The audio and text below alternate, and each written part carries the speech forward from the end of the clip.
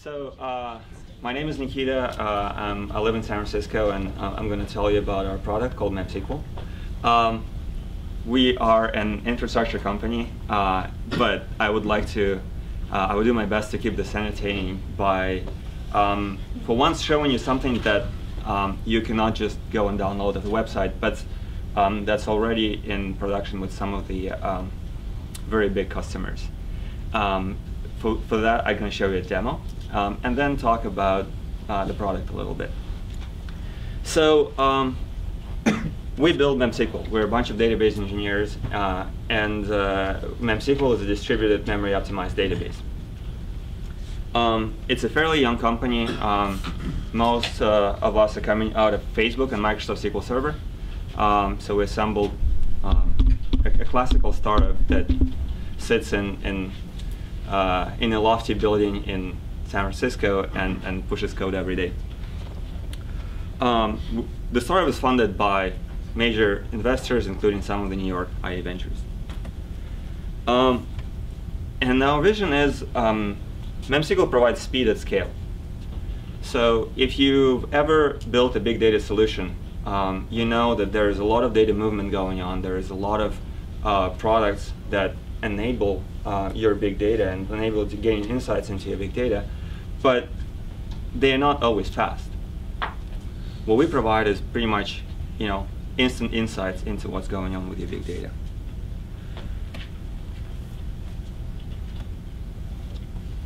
So what really inspired us to build MemSQL was our tenure at Facebook and the realization that there is a time value to your data. And there's like T0, T1, T2, T3. But the basic idea is that what's happening right now on your website, what's happening right now with your business is more important than what was happening the day before, and certainly more important than what's happening a year ago. And by knowing what's going on instantly, by knowing what's going on right now, you can act. Like there was in the previous presentation. You can see what's going on with your stories, with your business. You can say, oh, I might not be paying attention to the certain trends and whatnot. The other thing that MemSQL provides you, it allows you to combine your real-time data and your historical data in one place. And so you can actually go back in time. Right now on the market there are solutions that allow you to go back in time, things like classical MPP systems like Vertigo, Teradata, and there are systems that give you sort of real-time solutions, things like Streambase, CEP engines. But there is nothing that can really let you flood data into the system and query it at the same time.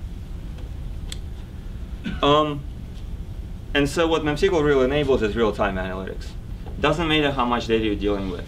Doesn't matter if you're trading on the market. Doesn't matter if you're ingesting, the full quotes feed, which goes up to 6 million data points a second. MemSQL can ingest that and give you a very familiar SQL interface to query your data.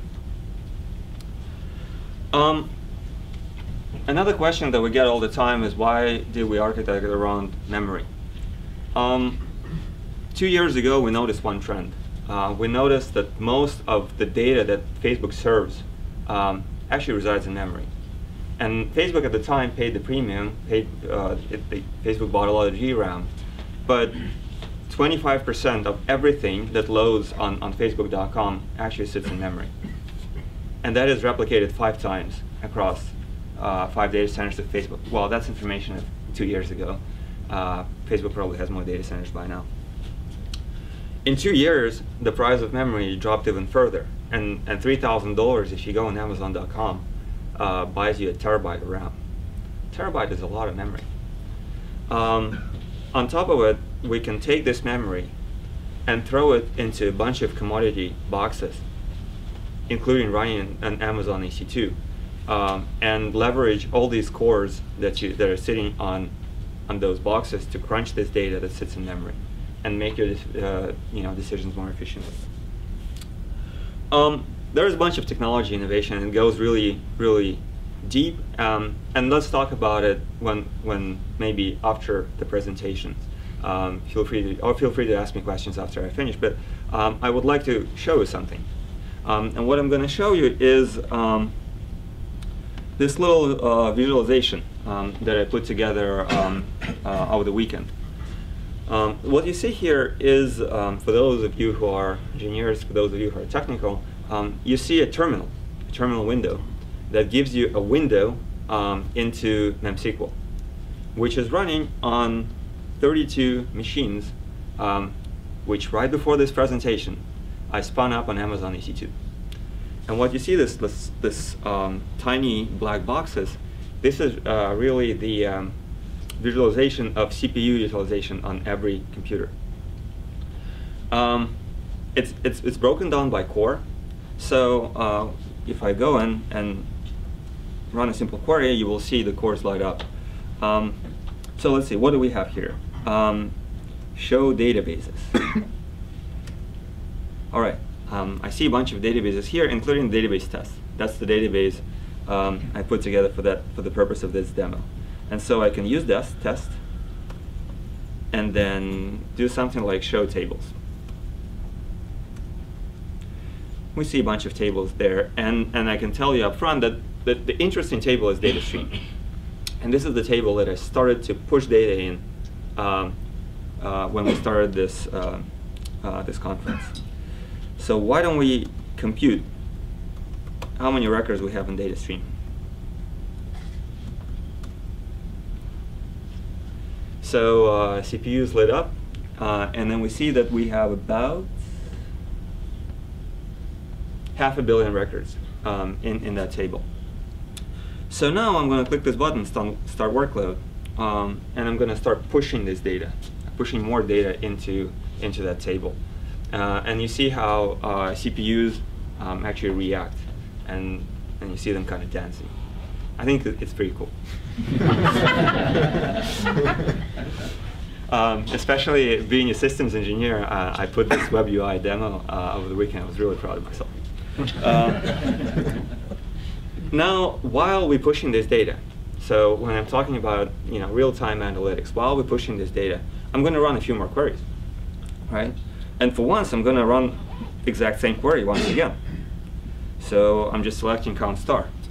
So guess what? We added 17 million records just in between of select count star. We're pushing about 1 million events a second. Our largest installation as of now is on a couple hundred nodes. Actually in the private, not in Amazon EC2 like I'm showing you right now. It's actually in a private cloud, but it isn't commodity hardware. Every box has 96 gigs of RAM. The value that MemSQL provides for customers like some of our early adopters is they know instantly what's going on. And if you link your revenue, or if you link the performance of whatever metric that you might have, things like page load latencies, or things like how many clicks user do until they hit a certain action, or if you correlate code pushes. In the Valley, it's very fashionable right now to have a few days in the week where you push code live on the website. Facebook used to do it every Tuesday. They do it every Tuesday and every Thursday right now. But once you do that, it makes a lot of sense to collect all sorts of performance characteristics that you have on your live website, and just like push it in some data store that allows you to aggregate very quickly. Well, that's the data store. And just it so happens that the data store speaks the same language that you used to. The language is SQL. The protocol in which you connect to MemSQL is actually MySQL protocol. We decided to go and implement MySQL via protocol so people don't have any kind of connectivity issues. So you can use MySQL clients, you can use your Python and Ruby on Rails applications to connect to MemSQL, and simply start pushing data, simply start running your transactional workloads on a big distributed systems running on hundreds of machines. So now I prepared a few other queries. They are inspired by one of our customers that's tracking all the clicks at a rate of about 1 million inserts a second. So here's another query. It's hello.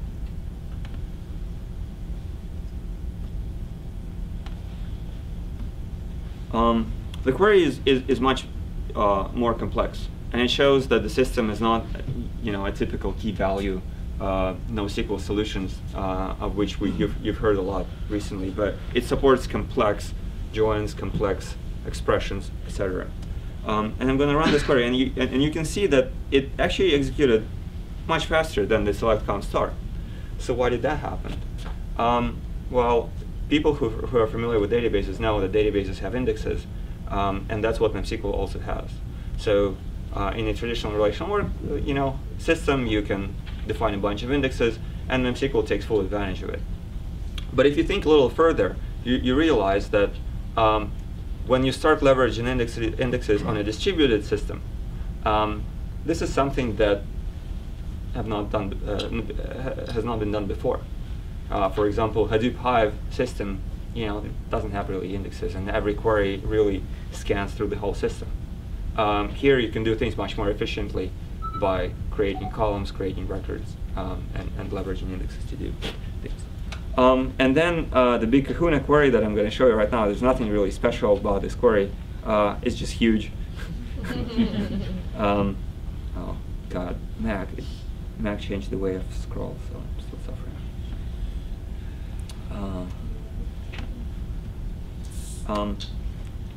Ooh. Let's try again. No.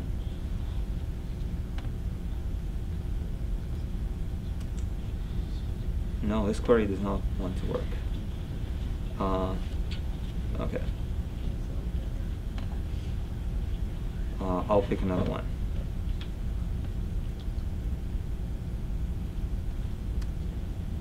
All right. Anyway, so that's what MemSQL is about. MemSQL is about being able to push as much data as you can possibly imagine into the system, and handles any throughput that you can possibly imagine in terms of data ingestion, as well as real-time number crunching at the same time as data is being pushed into the system. And right now I'm open for any kinds of technical questions and non-technical questions. Go ahead. Who are some of the big customers you're working with? So there's one of the largest gaming companies. I cannot disclose it right now. We're going to have a lot of press coming up. There are a few banks and prop shops, and since you guys live in New York, they don't like when people talk about spell their names, because that gives them competitive advantage. Go ahead. So is the idea that once the data is ingested, this is a read-only database for analytics, or does it support concurrent updates? It does support concurrent updates. So it gives you, pretty much transactional interface to your data. So you can update, you can insert, you can delete data anytime. And is it a synchronous commit, or what's the strategy? The commit, there's a lot of discussions on our website about that. You have control over how synchronous it can be. So by default, you may lose up to a few megabytes of data. Yep. But you can say, well, I don't want to lose my data, and this is going to affect your throughput. What kind of constraints does it put on the database architecture? So as of right now, there is a constraint that every subquery can only contain one distributed table and as many what we call reference tables as you can imagine. However, you can put you can have two subqueries and join them together, and then effectively you will join two distributed tables. The reason to that is this final join happens on one machine, and so we have not built the full distributed join functionality into the product just yet. I believe this is the major major constraint on the database system. The other constraint is your data set should fit in memory on one or multiple, basically on combined memory of the cluster. And again, $3,000 buy you a terabyte, so it might or might not be a concern. It is a concern when you start talking petabytes, but it's not really a concern. It's just if it's just a few terabytes. Go ahead. Sorry, nerd question number 2. Do you need to provide some sort of partitioning strategy, or like what determines how data is distributed across the nodes? The data is distributed on the primary key of every distributed table. Every time you create one, you select if it's a distributed table or a reference table. Reference tables are copied everywhere. Distributed tables sharded by the primary key. The system also, something that I don't actually demonstrate right now, but the system is very resilient to failure.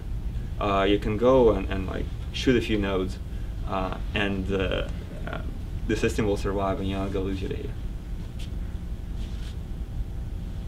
Good. Do you use it? One of the aspects is a temporal database as well. You can have a datetime column, or you can have a timestamp column, and you can use that column in your SQL, and this will practically make it a temporal database. Now we don't specifically optimize for temporal kind of properties of your data. However, so on a single box, we would probably be worse off performance-wise of a specific solution that leverages that. However, we're very good at leveraging a lot of cores in the system. So once you put 800 cores on your problem, we can probably beat whatever temporal solutions you might come up with. Okay. Well, first of all, this is a very cool demo. Thank you. What are the typical use cases that you use for? So we've heard one stats. What else? So one typical use case is like I said, real-time analytics. So push data into the system and create a window of data. So this large gaming company stores 2 weeks of data. They want 2 weeks to compare week over week. Then they take this data and push it into a big data solution. They use both Hadoop and they use Vertica, so they just copy data there. But for these 2 weeks, they give basically instant results. So whatever query they come up with, they give an instant result. So that's real-time analytics. Another use case is similar but a little different. So it's an order book. So imagine you're tracking a bunch of quotes, you're tracking a bunch of trades, and all you want to know is basically capture the order book of your assets. So it's a very high, a lot of updates into the system. So your data set might not be very huge, but you're issuing a lot of updates to the system, and so that's where the complexity comes from. And traditional databases like to commit things on disk and make things very problematic for these scenarios. Any Web 2.0 workloads where you just want to put a website on top of your database, if you're willing to pay the premium for memory, but then have guaranteed latencies for your page loads, so that would be another solution. Go ahead. What's the licensing and pricing? So for very large customers, we like to give perpetual licenses. So they just buy it outright, and they have it free forever. They pay some money for support, but we give them updates, so it's a fair kind of engagement. And then we engage based on either the number of cores. It really depends on your workload. Either the number of cores or the capacity of your data that you have. Time for one more. Someone. Go ahead. What sort of updates are you working on right now? So what we investing heavily right now is 2 things. There's a short term and a longer term. So short term, we're shipping the product. So in a few weeks, you'll be able to download that goodness off of our website, and we'll have some sort of a limited version for you to play around, just a few nodes. What we think about all the time is high availability, the ability to, resiliency to failure, the ability to scale up and scale down. And the other thing that we think about is SQL surface area. And by SQL surface area is, we want to do distributed joins. We want to have a better optimizer that comes up with plan selection and stuff like that. The other thing that we're looking forward, and this may come up, is extensibility. And that would allow you to do machine learning. And it will allow you to do machine learning in real time. We have, some good interest around these features right now, but we're looking for, that's how you guys can help, for like a real driver that really wants to put all this 800 cores into number crunching game and get value out of it. By the way, let's find out how many records we have right now.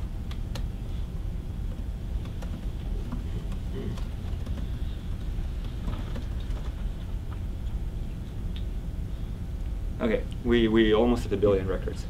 So while I was talking 15 minutes, we doubled the amount of data in the database. So anyway, thank you very much, and find me after the conference. I'll be around.